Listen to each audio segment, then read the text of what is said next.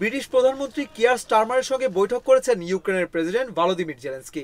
স্থানীয় সময় বৃহস্পতিবার লন্ডনে স্টারমারের কার্যালয় ডাউনিং স্ট্রিটে বৈঠকে বসেন দুই নেতা।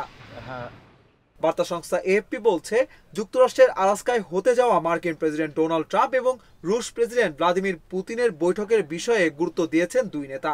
এছাড়া ইউক্রেনে দীর্ঘস্থায়ী শান্তি ফিরিয়ে আনার বিষয়েও আলোচনা করেছেন জেলেনস্কি ও স্টারমার। তাদের মধ্যে ফলপ্রসূ আলোচনা হয়েছে বলে জানিয়েছেন জেলেনস্কি। অন্যদিকে স্টারমার বলেন, যুক্তরাষ্ট্রের আলাস্কায় হতে যাওয়া ট্রাম্প পুতিনের বৈঠকে ইউক্রেনের যুদ্ধ বন্ধে পুতিন যে আগ্রহী তা প্রমাণ করতে হবে। এর আগে বুধবার স্টারমার বলেন, শুক্রবার ট্রাম্প পুতিনের আলোচনার আগে ইউক্রেনে যুদ্ধবিরতির জন্য এখনো একটি কার্যকর সুযোগ রয়েছে।